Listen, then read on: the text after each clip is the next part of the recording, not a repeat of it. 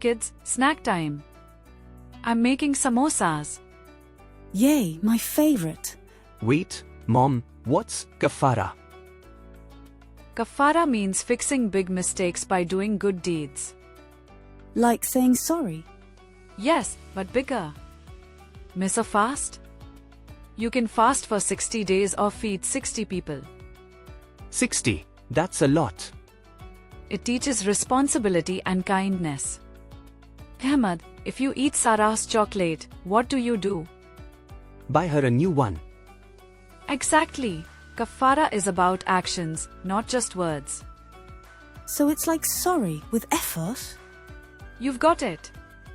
Can I share my toys to help others? Great idea. Helping always counts. Let's make a Kaffara tracker for good deeds. Perfect. Remember, mistakes help us grow. Mistakes happen, but Kaffara makes us better. And snacks make it fun. Thanks for watching. Like the video, subscribe our channel and press the bell icon for more videos.